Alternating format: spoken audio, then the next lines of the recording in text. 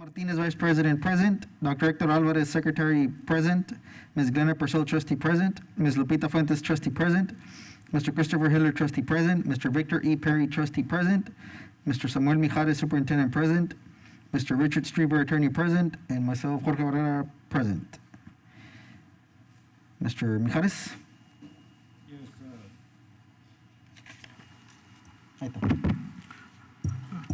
thank you, Mr. Barrera. What we're bringing this calendar back to the board. It's on your screen right now. And the only difference we adjusted, if you look at the 9 weeks, we balanced the 9 weeks a little bit longer. So we have 88 days in the first semester and 92 days in the second semester. It's a little bit more balanced. Also, we changed the 9 weeks to end in January. January 21st. We changed in December. We're going to go through December, and we changed that work date to January 4th. Also, we had to do this. I do know it's difficult for teachers to come back after a weekend, but after school has finished. But the only option, this is the only option we had in order for us to work with the COVID calendar this time. So they are going to have to come back on that June 14th to finish up all the paperwork. But it's a little bit of a sacrifice for everybody, but I think that way the 2 semesters are balanced. Okay? And Day of school? the last day of school will be June 11th. Okay. And if anybody has any questions.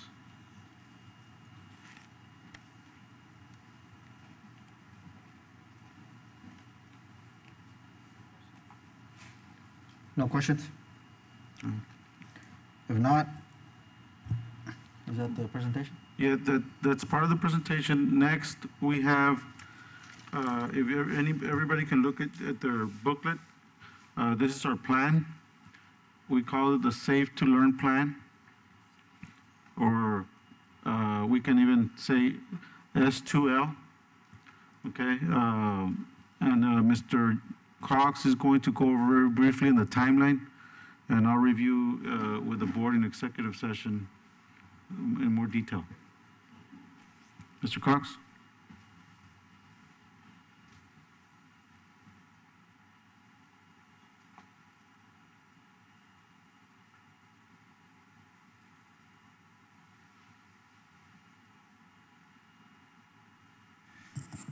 Good evening, everybody. Good evening, board, superintendent.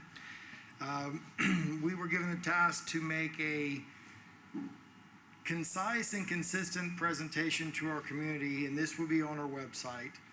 And we're looking at dates, and these dates are nailed down about as much as I believe we can nail them down, but I think it'll be a nice presentation.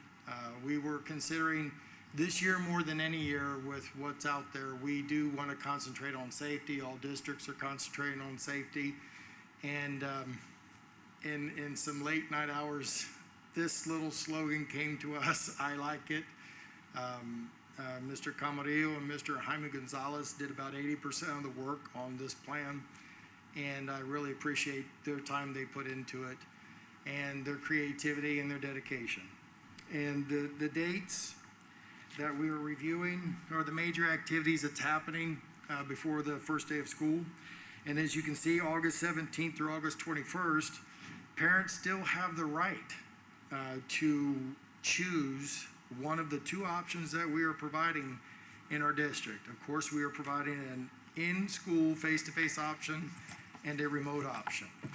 And they still have they can still do that through the registration process, because we do have that survey question built into our registration.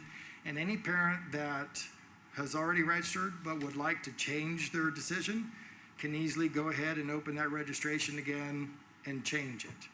They can do that, and they do have that right. And we have educated through the registration process, and when this goes live on our website, pending y'all's approval, that the parents will be educated on their choices, which is by TEA, we must educate the parents as to their choice. And so we'll go, if this will cooperate with me.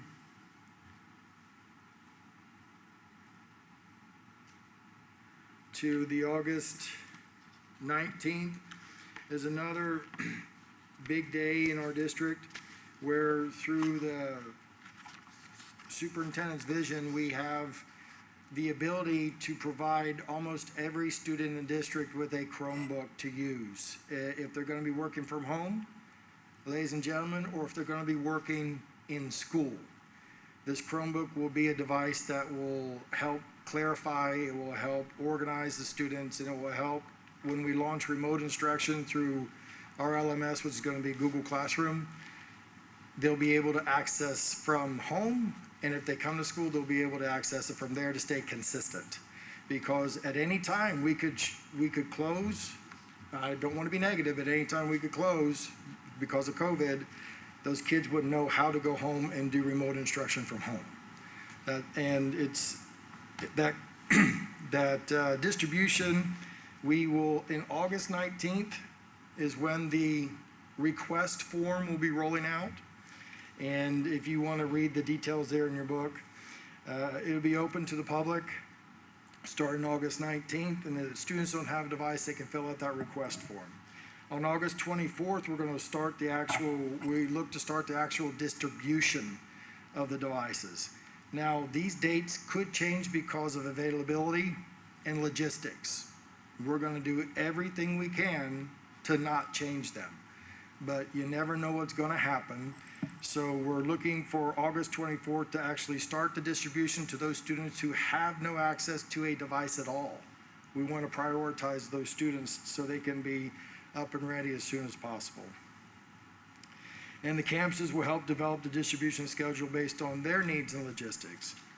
And of course, our first day of school is August 31st, and we are encouraging parents to choose the absolute safest option that meets their family's needs.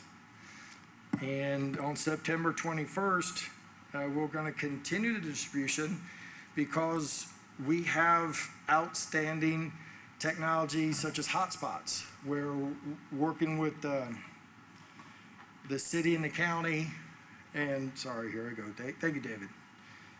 Mr. Camarillo. Is it? And I'll let him do that.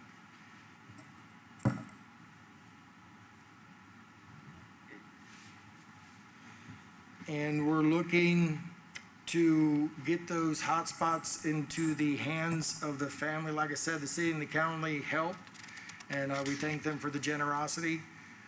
When the hotspots actually get here, we will be using a couple forms of documentation to try to get those hotspots in the hands of the families for which it is critical. They have no access or no way to get internet connectivity. And so that will be happening September 21st and September to be determined because they have not arrived yet. But everything's been done, everything's been set. We're looking good to receive the hotspots that we ordered. We're just waiting and hoping to get them as soon as possible. On September 28th, the possible extension of remote-only instruction. That would be the 5th week. Sorry, David. Mr. Camarillo, there you go. And on September 28th, that would be 4 weeks of, if we want to restrict instruction to remote instruction only, except for those people that just have to be face-to-face. On September 28th is another red letter date, because that will be the 5th week. That will be when the board, when you all determine if we're going to extend it another 4 weeks or not. And those are the important dates that are coming up. If you have any questions, please ask me. Do you want me to go into any other detail?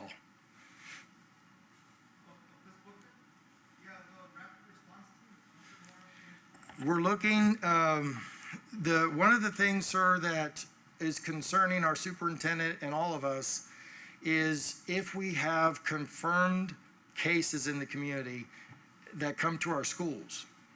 And a school, we don't know how many are going to hit, but we would like to develop, and we're seeking to develop, a core team of people that have been trained properly in the use of the best equipment that we can find. You can try to get to that page. But in doing that, this team would be assembled and trained and would be provided the best equipment we can obtain. And if there's a case, they would be deployed like a crisis team in counseling. They would be deployed to that location, that school, and sanitize it 10 times faster than conventional techniques. And they would do it in a way that they're specifically trained to do and do it very well, which we would not have to. We do not have to stay closed 5 consecutive days if we can clean a campus thoroughly, let it set, and then open it again as soon as possible.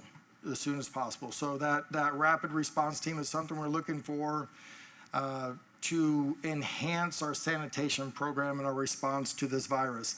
It would also be very useful in coming years when a campus is hit hard by the flu and have many, many cases of the flu. They can go in and do the same thing then. It's not just a 1 year and it's over. This is something that could serve us for many years in the future.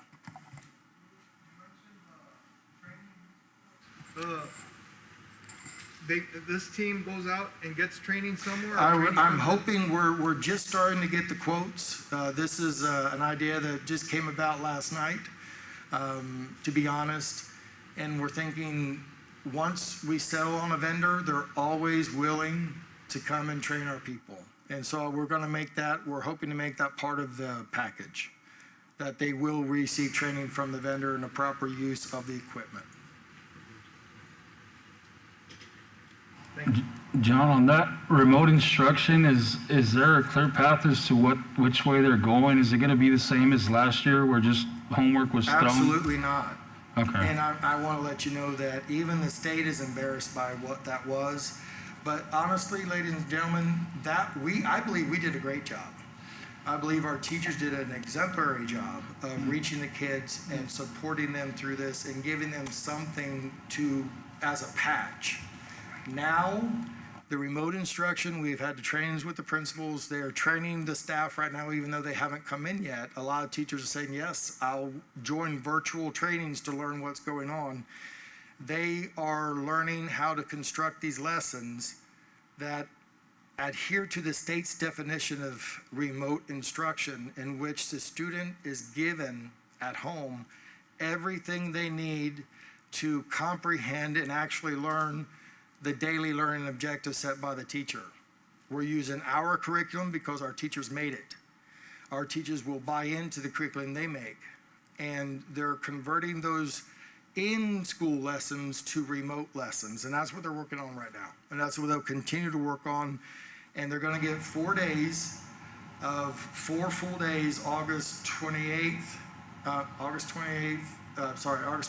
25th, and 27th and 28th, to do nothing but stay on their campus and create these remote lessons that actually teach students, not just provide support.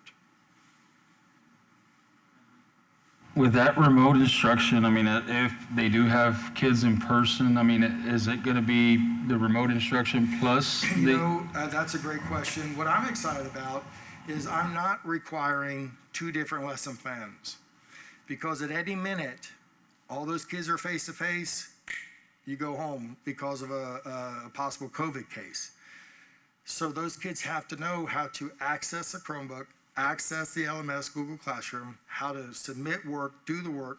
So our children will be coming in, sitting in a classroom with the teacher, spaced out as much as possible, and they will log on to the same lessons the children are logging on to at home. And they will actually serve as a test. If there's a problem, you say, teacher, this isn't working, and that teacher can correct it and send the corrections to the students.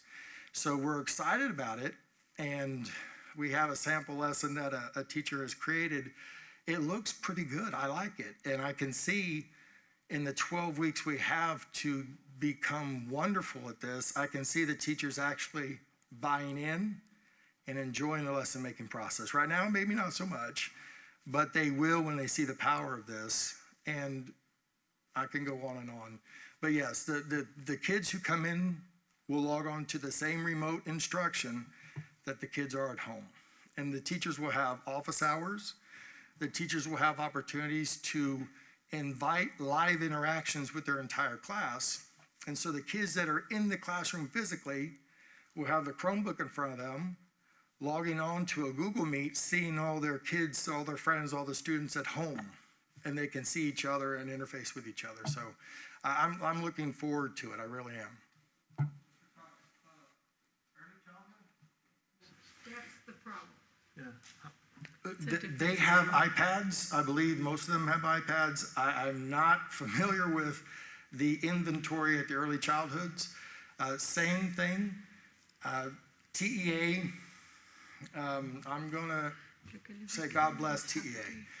But TEA has made it to where we have to engage students at the pre-K, K, first and second using what we call asynchronous remote.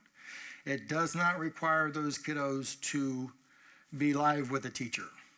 But TEA said, but if you're doing, I'm sorry if it's confusing, if you're doing asynchronous remote, you are allowed and expected to invite these kids in for a live, like Google meeting, because they know you can't teach a kid to read if you're not watching the kid and they're not watching you. So we've built that in. The technology aspects we'll take care of. We'll look and see if there's any needs out there, but they will use the same LMS. They will use Google Classroom, and they will have opportunities to interact in a live format with these children. And the amount of time the teachers choose to interact live with these children is up to the teacher. I mean, they can, it's the best virtual solution that we have, and that's statewide. There's I mean, just for FYI, I've gotten a lot of good reports or good recommendations. There's a teacher in ECC, Ms. Cabañas. She did really, really well this past semester with virtual learning and all that. I don't know if it was the specific program she was using, but children, the ECC kids were actually able to log in with ease and join the groups. So, I just wanted to throw that out there because, she might have something that may be shared with other early childhood programs. Yes, sir, and we are looking for those talented teachers, Yeah. and we've had a couple step up amazingly so. Yeah, so, And they're willing to share everything with the entire district just to help the district get through this little bit apprehension and anxiety of how to start this. And yes, keep that in mind. And Yeah, so we've told it's those teachers. Miss Cabañas. Ms. Cabañas, yes, sir. Anything else? I have told all my principals I expect progress, not perfection, but we have 12 weeks to get perfect. And so the state has given us that leeway for the first 12 weeks of instruction. And in 12 weeks, I'm telling you, you're going to be impressed with the product. I'm very confident in our staff and our principals and our teachers.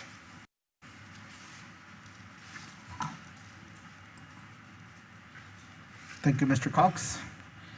And at this time, the Board of Trustees of the Eagle Pass Independent School District will convene in closed session as authorized by the Texas Government Code, Chapter 551, to deliberate upon the following matters. Item 3, number 1, the board will consult with its attorney regarding legal issues relating to the reopening of schools, TGC 551.071. Do I have a motion to convene in closed session? So moved. We have a motion. Do we have a second? We have a second. All in favor? Motion passes. The time is 5:32. The date is Wednesday, August 12, 2020, and the Board of Trustees is now in closed session. No action will be taken in closed session.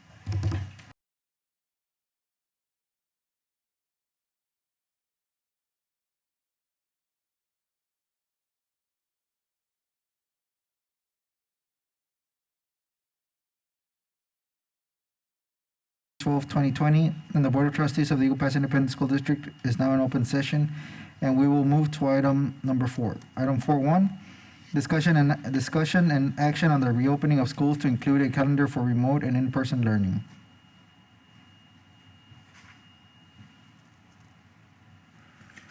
Mr. President, I move to approve the school reopening plan and calendar as presented by the superintendent and administration at the beginning of this meeting. We have a motion. Do we have a second? Second? Questions or comments? If not, all in favor?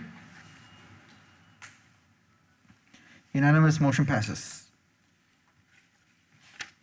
Mr. Mijares, any comments or Yes, announcements? I want to thank the board for all their support. Also, our staff, Mr. Cox, Mr. Camarillo, Mr. Martinez, also Mr. Gonzalez. You know, they've been working hard on this plan. It is a draft, of course, because we don't know the situation with COVID.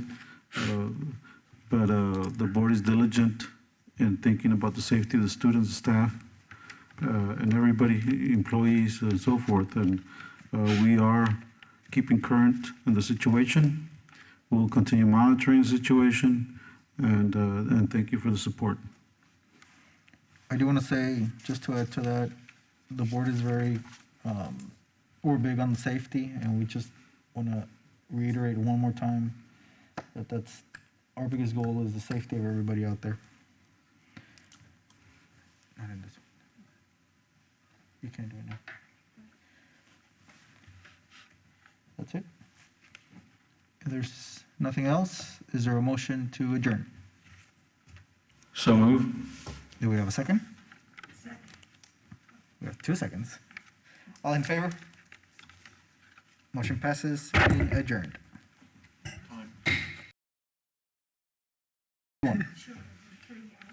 Yeah. Very good.